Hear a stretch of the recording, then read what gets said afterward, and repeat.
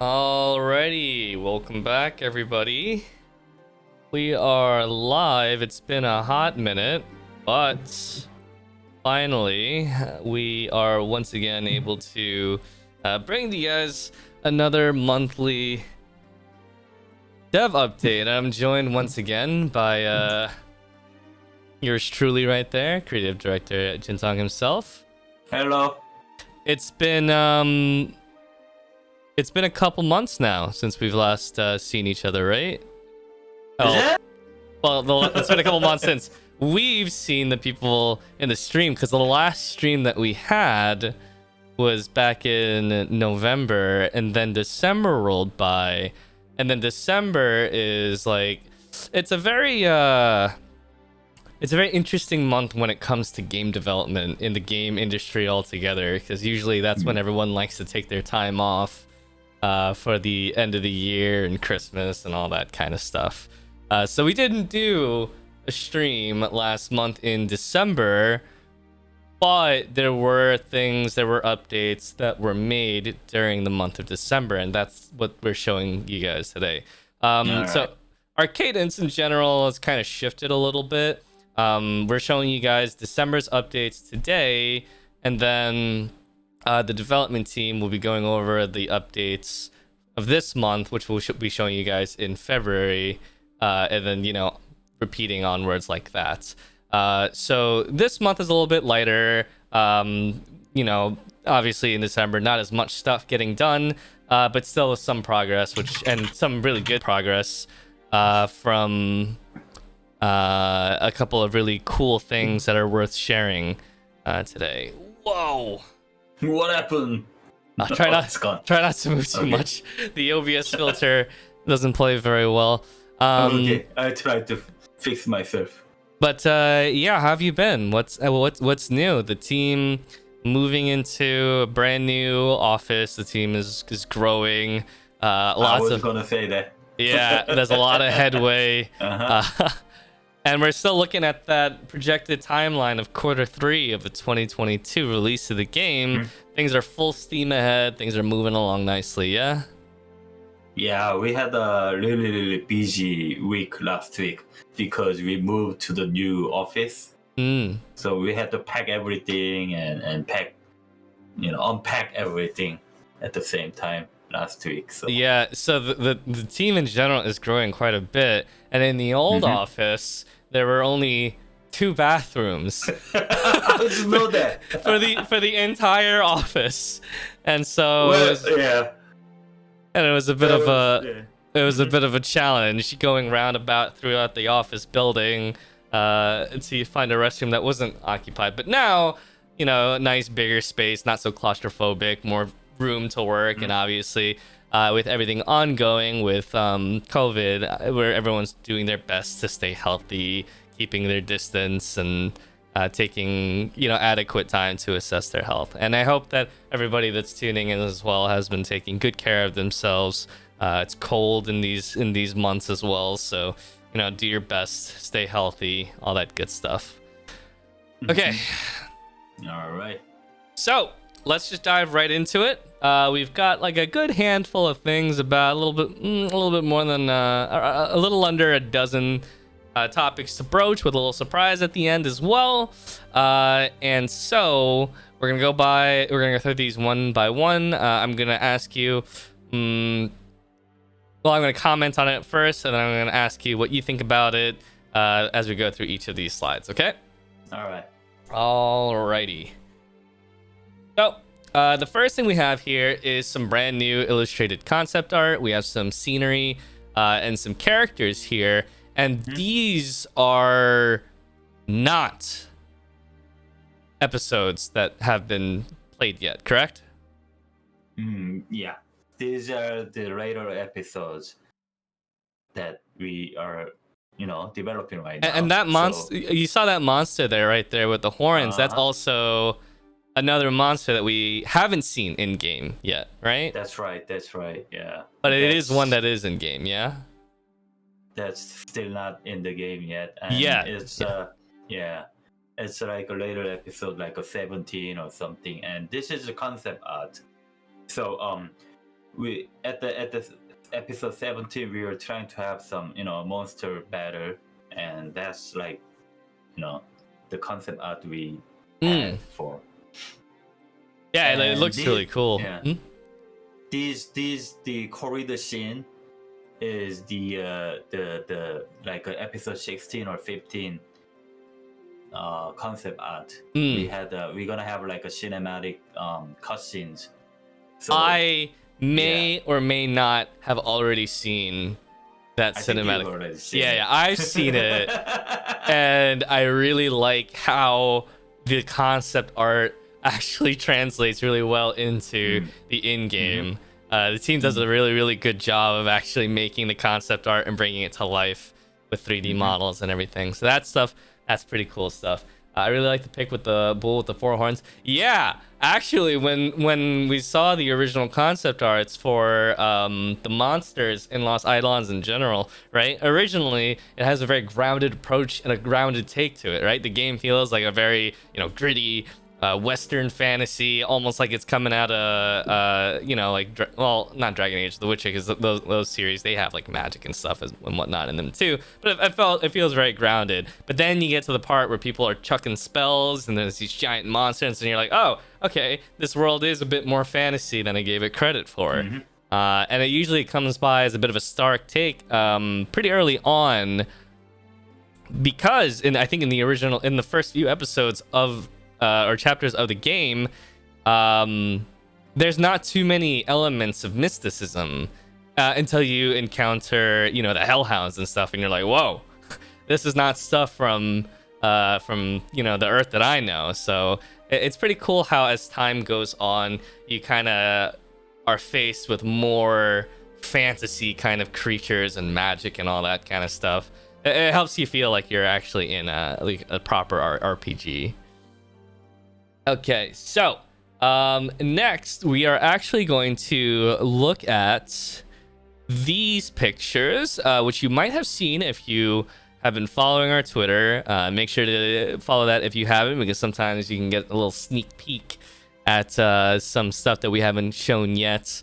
And this is a completed look of the cemetery of heroes that we've honored. These are the Kickstarter supporters who died of old age while waiting for Lost Eidolons to come out. No.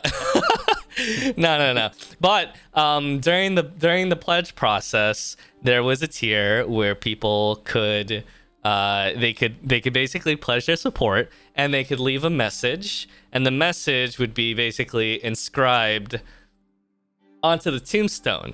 And the way that this works pretty much is that you could visit these graves and you could interact with each of these tombstones, and they will have a message from the backer that left it there. So it's just like a neat little thing to honor the people from the Kickstarter campaign. And previously when we showed this, it was all unfinished models, right?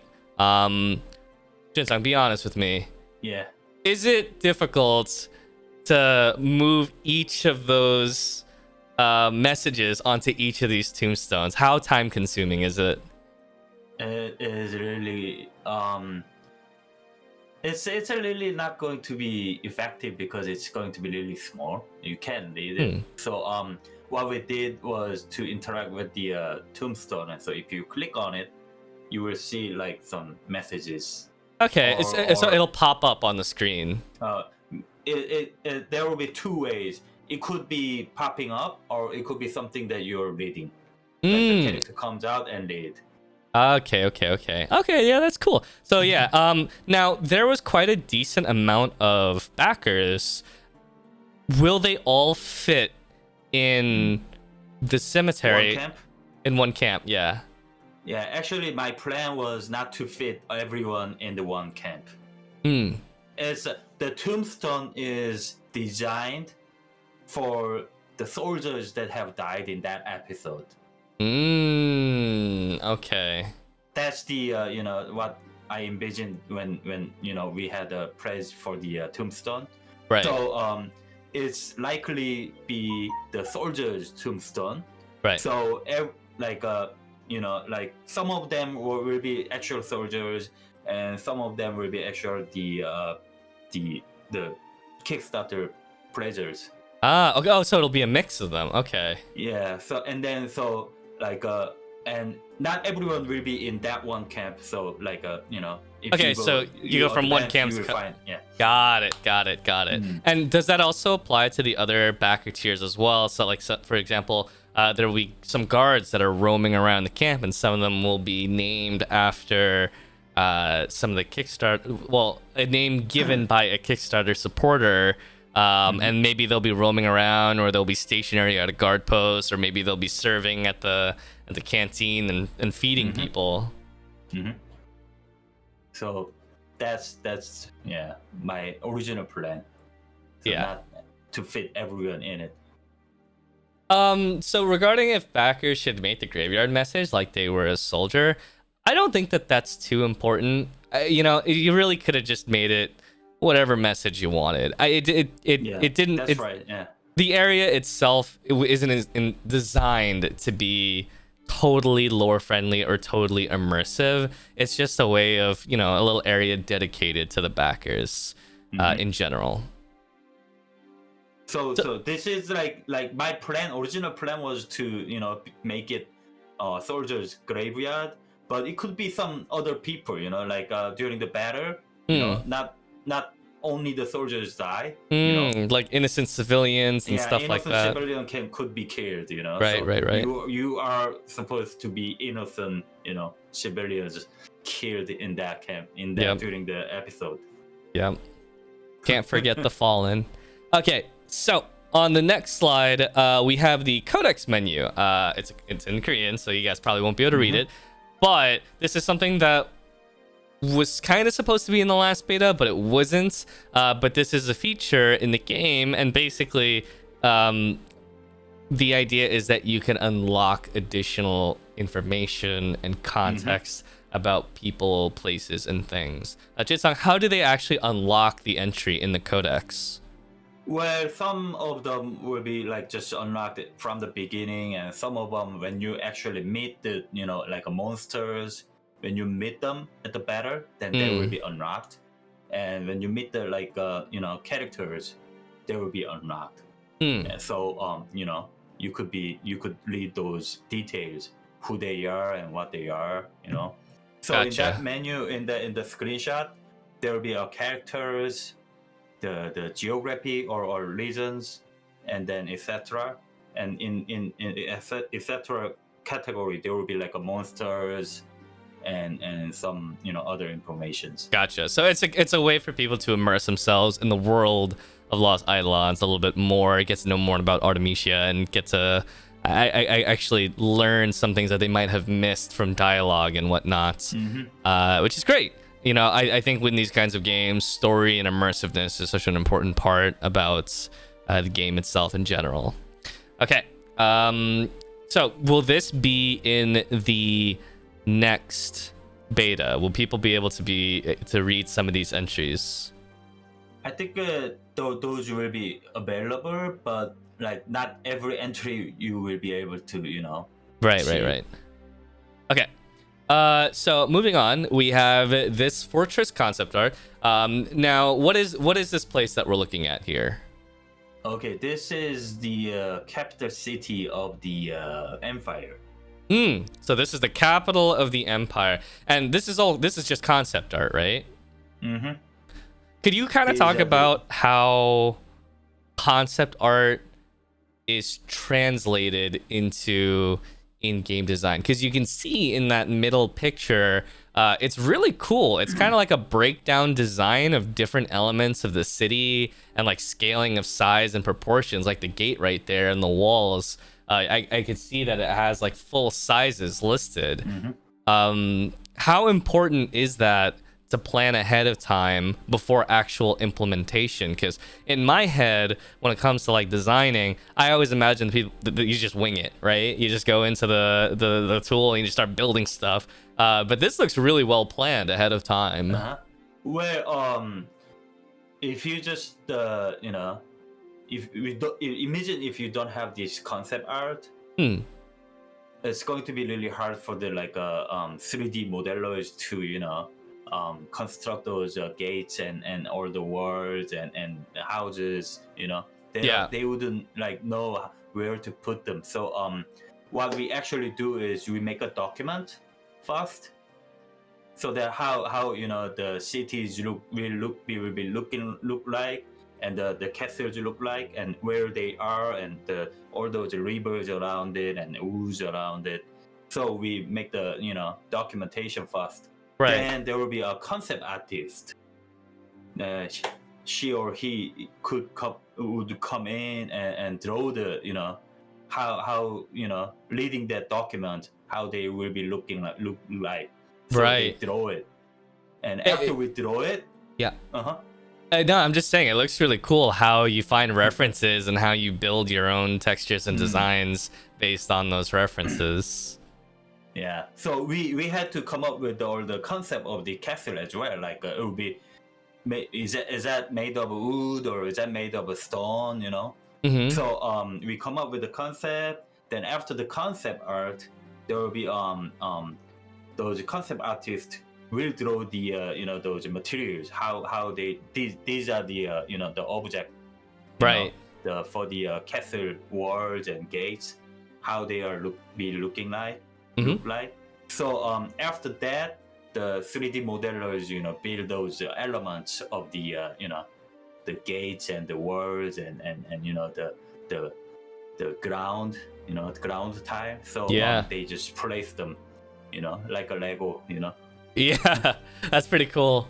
Okay, so moving on, we're going to show 2 more animated cutscenes. I think in the previous live streams and the previous dev updates, we've showed a few of these, and it's just kind of a hark back, a reminder that Lost Eidolons, it's going to try storytelling in a few ways. It won't just be a 3D cutscene with models like talking and interacting, but you have full 3D. You'll have cutscenes where it's just like one person talking to another person on the screen and a blurred out background, so just conversation style.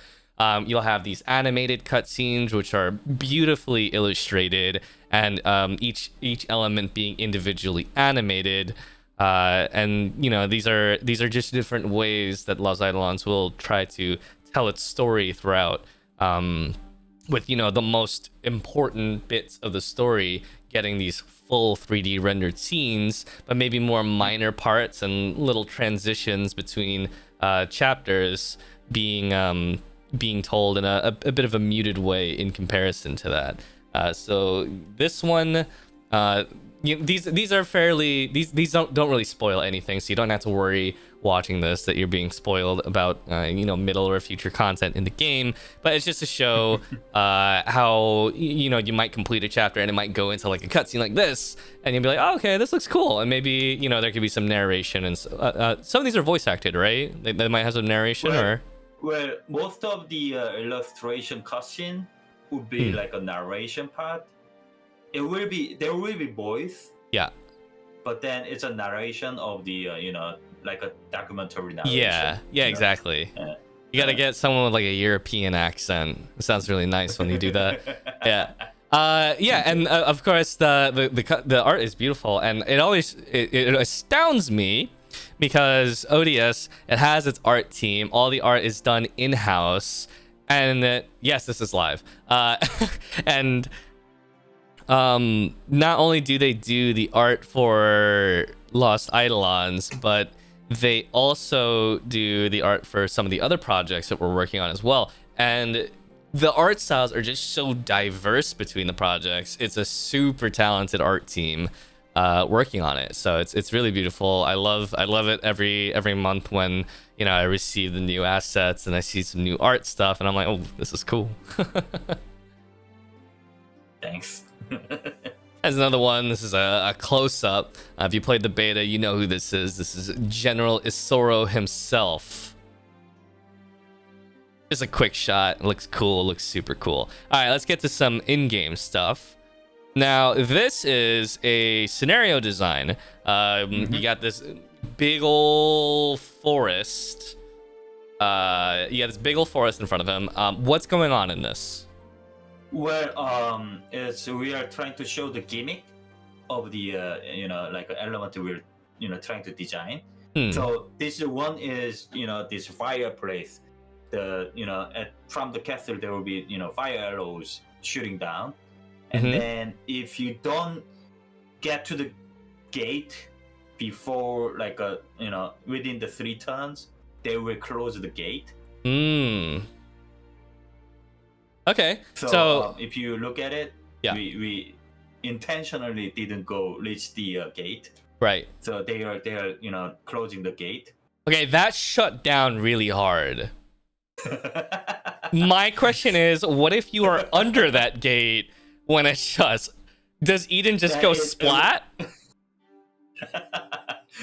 It will not, close the gate. Okay. So you made it. You made it to the finish line because it looks like it would just crush him. Okay. So we had this conditional event where you don't reach within given turns. There will be some like a closing gate or something, do something else. This is the event condition that we created. Okay, so if you don't make it to the gate, we've seen in previous gameplay that you always have the ability to ram down the gate. Is that an option here? Sure. You can always ram the gate. Okay, but maybe if you don't make it, they'll be shooting at you from behind the walls, and that's right. You'll take extra damage. Okay. Yeah. So this video is just showing that event creation that within n turns you don't reach something or you don't do something, then another event will show up. It's a real sense of urgency to get to the gate. So I'm wondering, in my head, I think of this, okay, how can we do this tactically? Let's think about Lost Eidolons and what features it has that's pretty unique to other games. And it's like, okay, they lit the forest on fire. You have to run through the fire urgently or else you won't make it to the gate. And then you'll have to deal with archers from the other side of the gate or mages from the other side of the gate. Could you use water magic to douse the fire from the... I think so. Yeah, and then you'd be able to cross without taking damage. That'd be one way to do it. Yeah. You can just wait, go around, and then ram the gate. It's your choice. Okay. All right. So there's a few ways to do it. All right. That's pretty cool. That's pretty cool. And I imagine by the time you get to this scenario, you've probably had some time to actually customize your team's loadout. So maybe some people that get here would have water magic and would consider doing that, and some teams that get here, maybe their lineup doesn't have a mage for whatever reason, and they're forced to either rush through taking some damage. You should really up the damage on that fire, by the way. That looked like it tickled him. Or going around. Okay, that's pretty cool. And then next we have this, which is the first footage that we're seeing of a giant worm. Earthworm. Yeah. Actually, the name is Vermelis.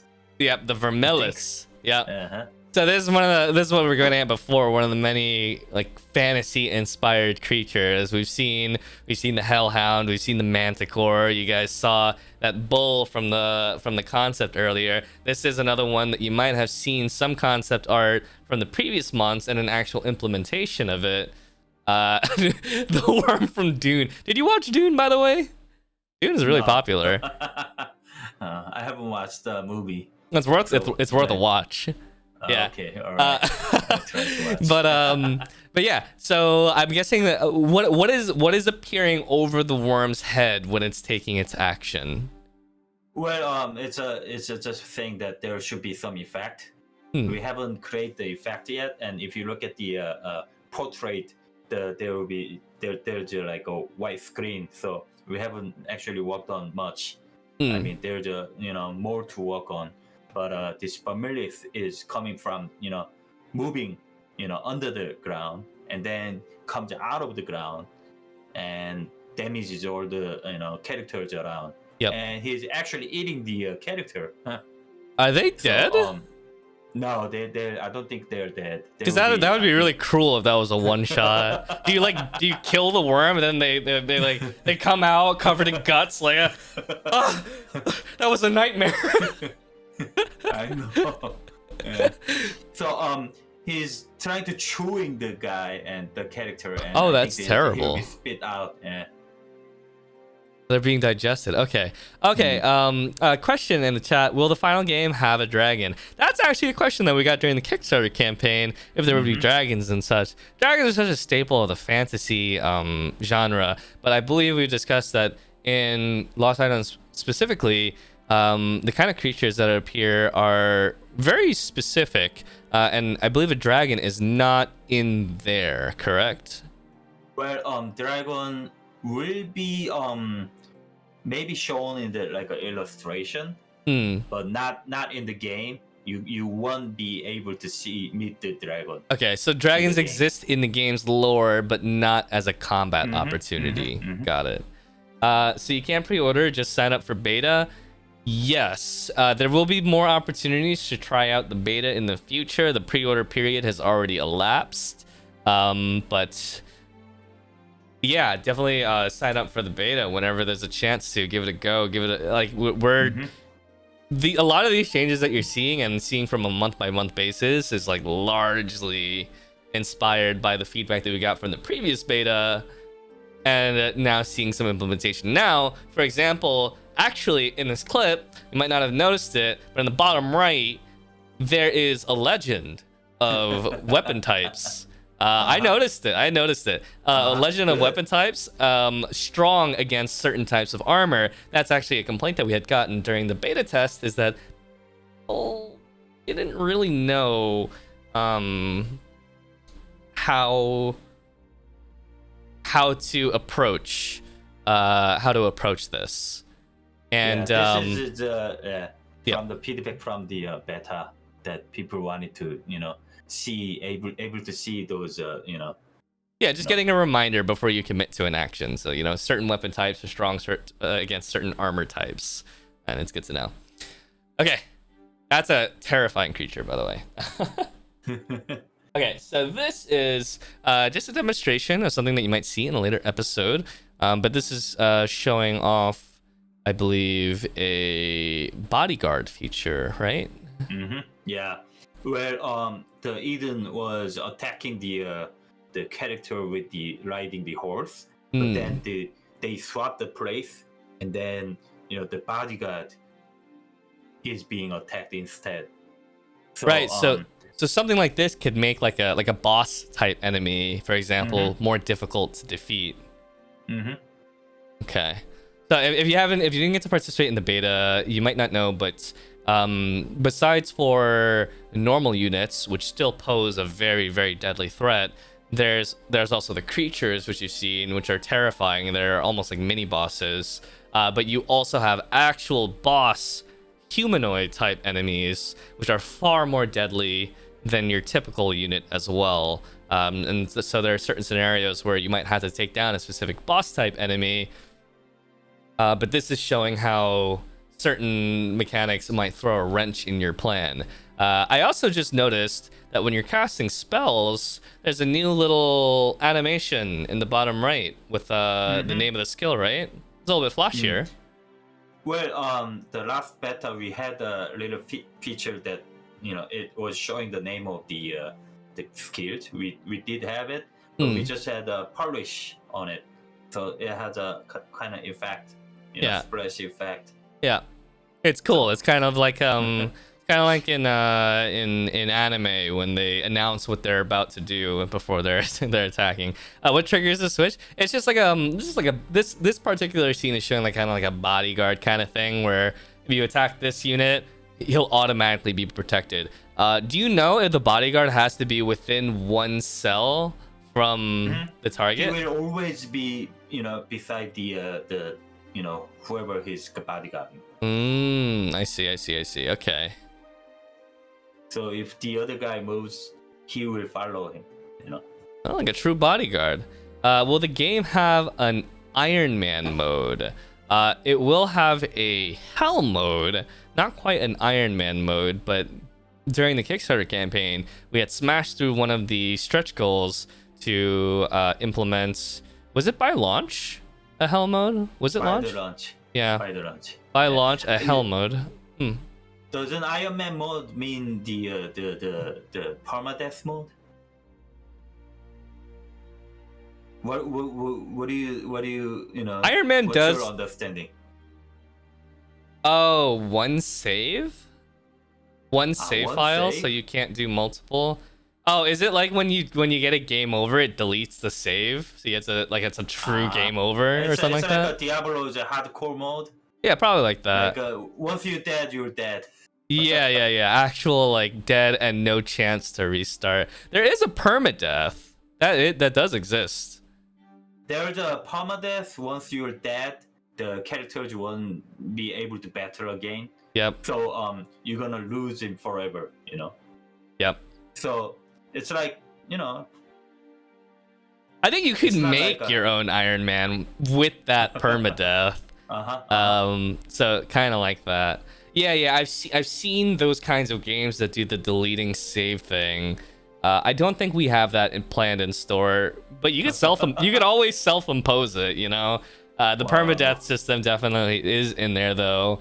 So if you lose a unit, they're out of commission for good. You can't use them in battles. They're not dead. That is really cruel. That is cruel. Yeah. Whoa. That's good though. I mean, the people who play these kinds of games though, they look for that kind of stuff. They try to push the limits of, you know, tactical gameplay or strategic gameplay, or finding new broken strategies that can, you know, overpower content and that kind of stuff. So that's pretty cool stuff. I would be keen to try an Iron Man mode or you know, just a permadeath run. It's hard though, because it's really hard to avoid damage in Lost Eidolons. Like really hard. But I never thought of the Iron Man mode. I only thought of the permadeath mode, you know. Yeah. Fair enough, but Iron Man mode will be like really tough. Yeah, that's so mean. I think about it. I mean, well, what if you get option? What if you get to episode 20 and then you make one little mistake? You're starting back from episode 1. It's like, it's a long game. That's really cool. It's a really long game. Okay. So, as I mentioned, guys, it is a shorter program today because, again, December was a very light month. But, you know, I hope that you guys liked some of the development updates that we made in general. But there is one more thing that we want to show you guys, and it is a very important thing in general. A lot of the identity of a game relates to its title screen, its logo, that first image that you see on the box art, or what you see when you're browsing Steam and you see the game, and the image associated with it, and then its name. And so we thought that the old one, while it was great, it lacked character. And so the team has worked extremely hard to put together a reinvented logo for Lost Eidolons, and this is the first time that we'll be showing it to you guys. Yeah. And so this is the new logo, and this title screen. This is made by us as well, right? In-house. Yep. So it's a little bit different from the previous main title screen. Obviously, it's not animated. Later on, we'll be able to show you guys it, probably a little bit more animated and a little bit more polished. But you can get the idea, sort of. And I personally feel like, you know, the typography and the logo of the game is so important to characterize it and set it apart from, you know, a more like generic or a lower effort game. You know, the game itself is important as well, but how it presents itself is also really important. So I personally love this. We went through a lot of different mock-ups of like slightly different variations of this before we settled on a vote on this. You like it? Of course you like it, right?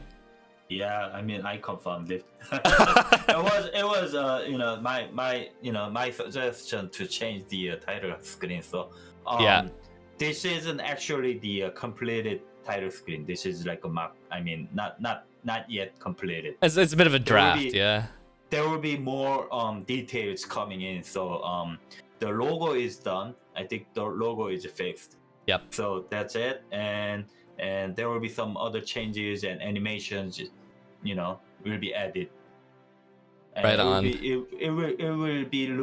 It will look much better when it's completed. Yeah, I mean, it already looks really nice, so I'm digging it a lot. Fantastic job with the background. It looks so good with this. Okay, and that is gonna wrap things up. Chat. Yes, this program is live. I swear. If you guys have any questions, feel free to ask. We hope that you guys have been. This is the time you. Yeah, we definitely hope that you guys have been having a great start to your 2022 this year. It's a little nerving. Think about it, but last year we had announced Lost Eidolons during the ID at Xbox event, and then we're like, oh yeah, we're working on the game. That was like back in like April or something of 2021. Sorry, 2022. The game's coming out later this year. That's scary. I know, Jin Sang, you've been a little bit probably a little bit stressed too. Yeah, it's tough. It's so much work. It is so much work. Mm-hmm. But you guys are getting so much done each month, so it's awesome to see. It's really hard to at the age of this COVID era. Yes, where we of course. have to work at home. It's really hard to make a progress. Yeah, no one can ever deny it. I think just in general, workplaces are slightly less productive during work from home compared to being in an office environment. But I'm still really impressed by how much the team has been getting done on a month-by-month basis. Okay. We're really trying hard. Yeah. A question from Wasabi: are you playing any similar games for inspiration? Jin Sang, you stream on your spare time as well. Yeah. Mm-hmm. And you play like a wide berth of games. Like there's no limit to the genre. You play anything. That I think I watched. You played a little bit of Detroit Become Human, right? Yeah, I played the Detroit Become Human. Yeah, that's These cool. days I'm playing Hollow Knight right now. And, yeah. Oh, that's a great game. Yeah, I know. It's a really great game. I've been playing like 10 or 20 hours right now. Yeah, I put a lot of time into it. Yeah. Actually, when we were doing our Kickstarter campaign, we had actually benchmarked, what the Hollow Knight guys did with their campaign. Because as you guys know, Hollow Knight was originally a Kickstarter campaign before they fully released their game. Then it grew into the massive success that it is today. No. It's a really great game. So, what I do is I really play a lot of, like games, different genre. And like I make my viewers suggest the game, and I spin the roulette. You spin a roulette. Yeah. I've been doing that for three games in a row right now, and Hollow Knight was my pick. I picked the game, viewers pick the game, my subscribers pick the game, and there will be like a 4 to 8 games in the roulette, and we spin it. So a game like Hollow Knight, it's a fantastic game. Are you, as someone who's been working in the industry for a long time, but also someone who's currently working on a tactical turn-based RPG, completely different worlds. It's the games couldn't be more different. Is there any time that you look at Hollow Knight and you think to yourself, wow, this is a pretty cool idea. Maybe it's useful inspiration for my own game that I'm working on. In the game of the Hollow Knight, there's a lot of like a hidden elements of the game. Yes. Like a map wise, there's a hidden place to go, and then you have like a lot of hidden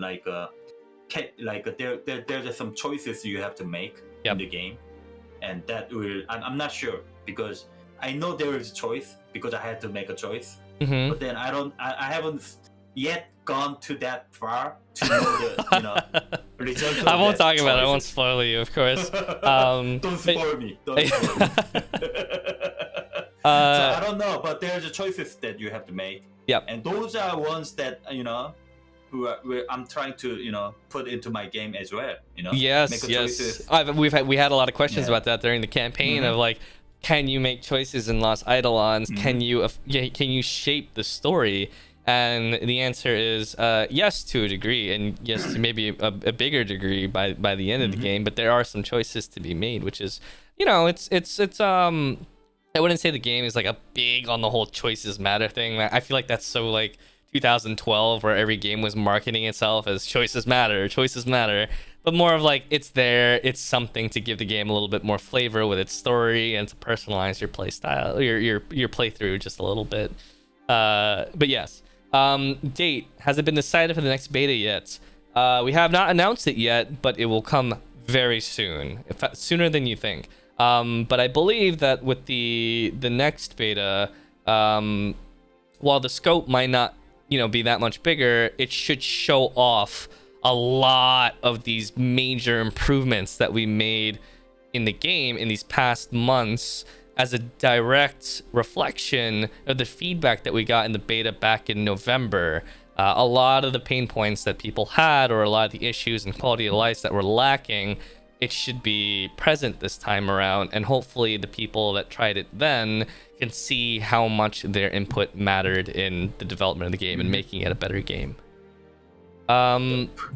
Is there a cheat sheet on playable classes that I could review? I don't think we've ever actually publicly posted one, but people have seen mostly the full-ish roster of classes that you can play through the in-game ceremony at the camp. It does list all of them. But we haven't actually publicly posted that anywhere. But remind us, how many classes can people expect to be able to select from? 22. I think 22, and there's one class that only the one character can get. Okay, so 22 minus 1, so 21. 22 plus 1. 22 plus 1. I think so. Yeah, I think so. Okay. That's a lot of classes. That is a lot of classes. That's cool, though. I think people love that kind of stuff. And obviously, and we've also touched on this before, but there's some mixing and matching going on as well. You can take a little bit from certain classes and take some of their traits and equip them onto other classes and kind of personalize your units a little bit, make them your own, make your roster your own. It's a feature that I obviously loved when I played Final Fantasy Tactics when I was younger. Learning a job, learning its passives, and then switching the job, and then taking like the reaction command and tossing it on that job, or all that kind of stuff. So a little bit of a ways to make your playthrough your own, and a lot of different combinations. And obviously, there will probably be opportunities to find OP combinations as well. And that's the name of the game when you're playing a strategy RPG, ain't it? Okay. Which class is the most unique or innovative? Do you have any class in mind that sticks out to you that is pretty unique for the genre, or like something you don't see that often?